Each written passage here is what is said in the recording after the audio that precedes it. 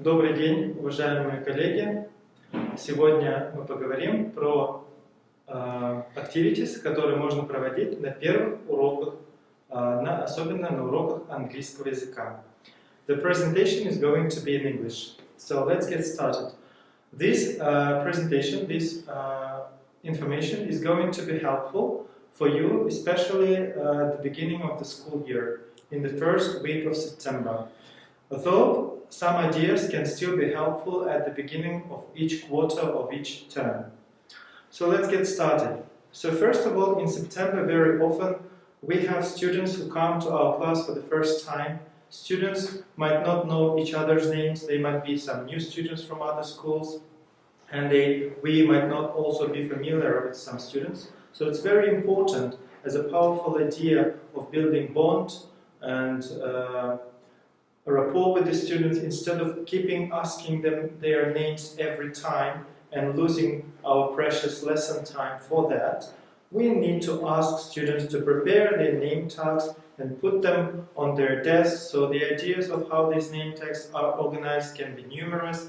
I simply ask my students to take an A4 paper, fold it this way, and write their name on the folded paper in a felt pen, in marker, or in big letters, so that everybody, and myself including, can clearly see their name. So you can see some examples from the first slide. We also ask students to only write their names, their first name, not their surnames, because we call our students in English by their first name. So name tags is important. Number two, activity. This is not a new activity, but it's fun, it's interesting. So you as a teacher are a mystery for them as well. And you need to introduce yourself in an interesting, exciting way. So one of the activity is guess the lie, or we call it guess the fee. So we give our students 3 sentences about ourselves and ask students to discuss in pairs which sentences are right about us and which one sentence is the fib. So we give them 2 minutes to discuss, and after that we elicit some responses from pairs, what they have discussed, and at the end of this activity we tell which answer is the right. So one helpful hint here can be, to make it more fun, you should write 2 sentences which are true about you, and these sentences must be unusual sentences. And one sentence which is false about you should be the sentence that is believable but is actually true. So this way you will make the sentences, you will make students make more mistakes, and you will make this activity more fun. Activity and at the end of this activity, guess the fib. So they have talked about you. Then you should ask them to write their sentences about themselves. So you have already modeled this. So each student writes 3 sentences about himself, where 1 sentence is the fib, and they together in pairs discuss. You can do it as group work, where students discuss in groups of 4, or in pairs where students discuss with their partner. So this way they can get to know each other better, and also this way you do a small class building and team building exercise. Activity number 3 is photo chat.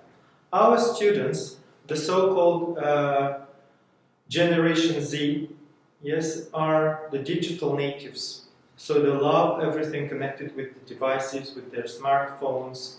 And very often they will have photos, numerous photos from their holidays, from their favorite Instagram accounts, saved in their phones. So why not use this as an opportunity to let them practice speaking within our learning content, but also something that will make this conversation really personal and really exciting for them. So you could ask your students to take out their phones, choose 1 photo, and tell each other about describe where they were, what they were doing in this photo, because this way the students will be much more interested in talking about themselves, in listening to their partners, rather than you just showing some random photos from somewhere of some unknown people. You could also Google these websites, Prezi and HyperSay. These websites might be helpful for you to introduce this activity of photo chat in a more interactive digital way.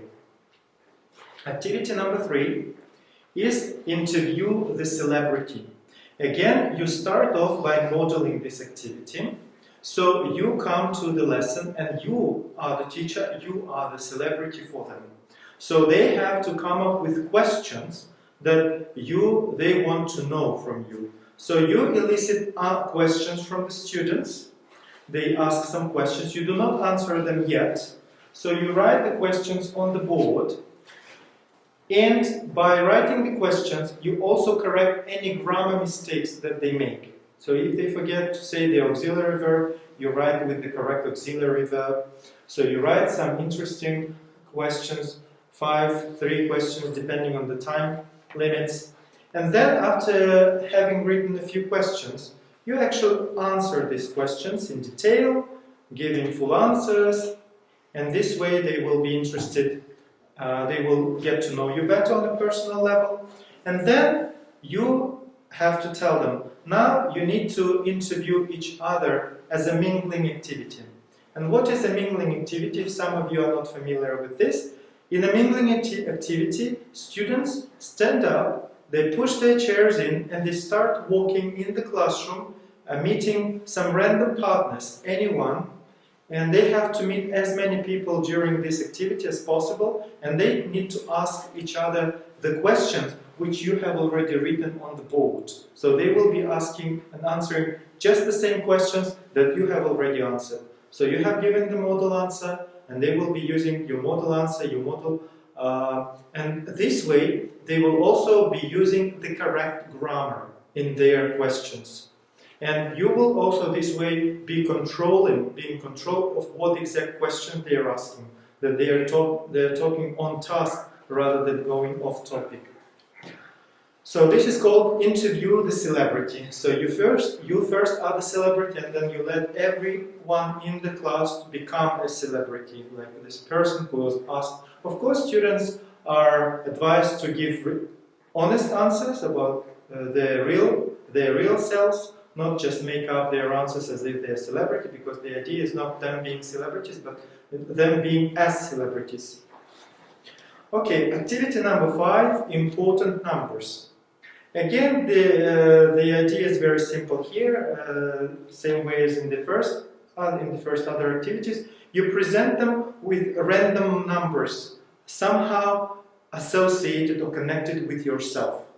And you tell them, could you please, in pairs or in groups of 4, discuss what these numbers can mean in my life.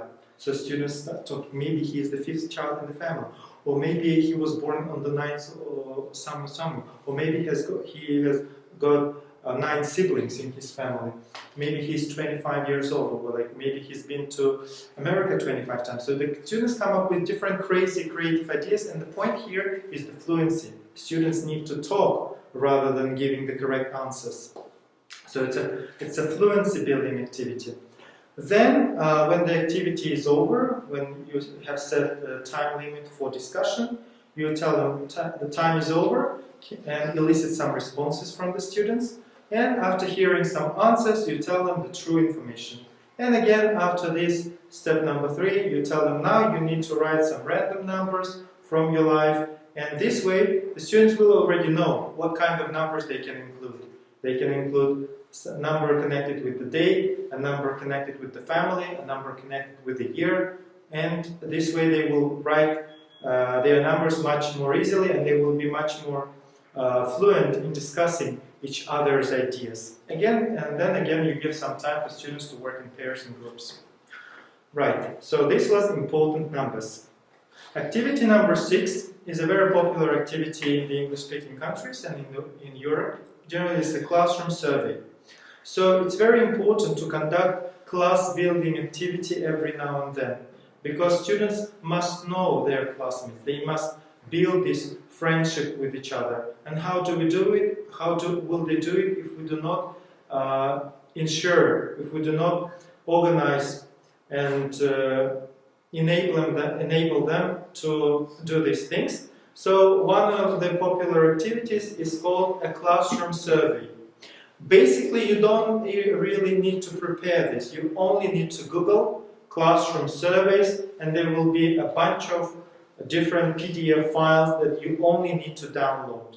You can also come up with your own file. You can choose questions, as many questions as you want. So students, again, walk around the classroom. Is a mingling activity because they need to interview and survey as many people as possible, ask each other, and this way they will talk, they will ask, they will answer, and they will also get to know each other better. And when they know each other better, they become better friends. And when they become better friends, it becomes the class, your lessons become a friendlier learning environment.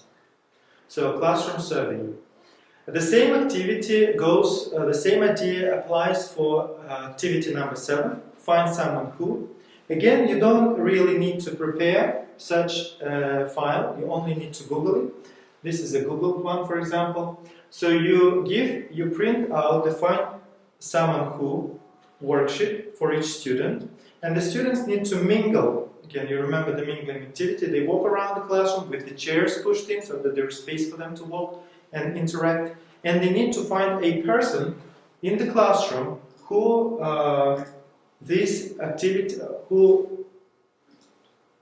about whom this particular sentence is applicable. For example, doesn't like pizza. So what do they need to do? So you need to explain. You have to say, who doesn't like pizza? Who doesn't like pizza? So somebody in the class says, I don't like pizza, really. Okay, so you have, what's your name? Robert. Okay, Robert doesn't like pizza. Okay, he's a good runner. Who is a good runner? Who likes running? I'm good. Okay, what's your name? Boris. And then for each person, ideally, they need to write different names. Okay, so this way you can also encourage them to make it as a race game. So the students who has done this the fastest is the winner. This way, and when the first 3 or 4 people have finished, you can actually end the activity for the whole class and discuss what they have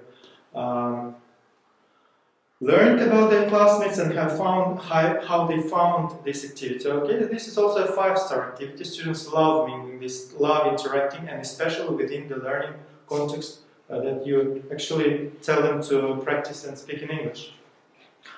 Okay, so these have been some activities that have been presented on each individual slides.